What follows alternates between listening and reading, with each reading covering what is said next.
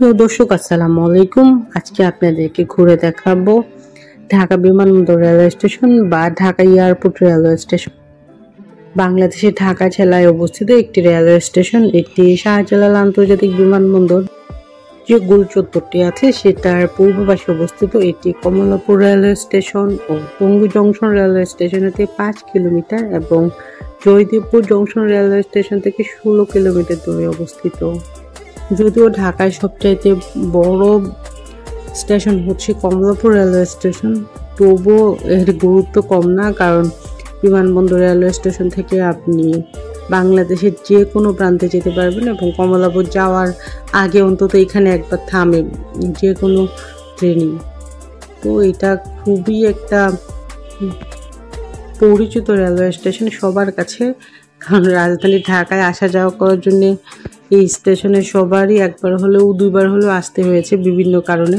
আর এই পাশে যে রুমগুলো দেখতে পাচ্ছেন এগুলো হচ্ছে শুভন শ্রেণীর জন্য একটা বিশ্রামাগার, তারপর সাধারণ বিশ্রামাগার, এরকম বিভিন্ন বিশ্রামাগার আছে। এখানে যাত্রীরা ওয়েট করতে পারে। ভিতরে সোফার ব্যবস্থা আছে বসার জন্য, ওয়াশরুম আছে, ফ্যানও আছে।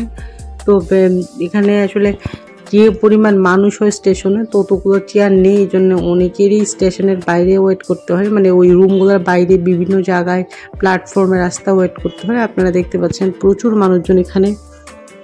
বিশ্রামাগারের যে পরিমাণ সোফা বা চেয়ার আছে এটা অলওয়েজ ফুল থাকে, এই আর কি। তবে ওখানে ফ্যানগুলো খুব স্লোলি চলে। যাক, আমি এক পাশ থেকে হাঁটা শুরু করেছি। একদম স্টেশনের যে বাইরের গেট আছে, রাস্তা আছে, ওইটা আপনাকে দেখাবো হাঁটতে হাঁটতে। আমি আসলে উল্টা দিক থেকে হাঁটা শুরু করেছি। আমি একদম মেইন যে প্রবেশের বা বের হওয়ার গেট আছে সেটা দেখাবো।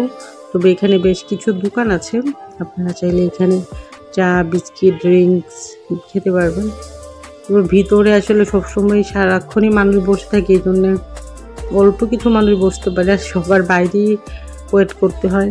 কেউ দাঁড়িয়ে থাকে, আর যারা দাঁড়িয়ে থাকতে না পারে নিজের ব্যাগের উপরে বা নিচেই বসে পড়ে মেঝেতে। দেখতে পাচ্ছেন অনেক বয়স্ক মানুষ মেঝেতে বসে আছে, কারণ সারাদিনই এখানে ট্রেন আসা যাওয়া করে, এই জন্যে প্রচুর মানুষ থাকে। এই মুহূর্তে একটু কম, আপনারা যেরকম মানুষ দেখতে পাচ্ছেন মাঝে মাঝে এত বেশি মানুষ থাকে তিল পরিমাণ ঠাঁই থাকে না, বিশেষ করে সন্ধ্যার পর থেকে বেশ কিছু ট্রেন যায়। তবে এইখান থেকে আপনারা চট্টগ্রাম, নেত্রকোনা, ময়মনসিংহ, খুলনা, যশোর সব জায়গাতে যেতে পারবেন। অনেকেই বাসা দেখা যায় যে গাড়ি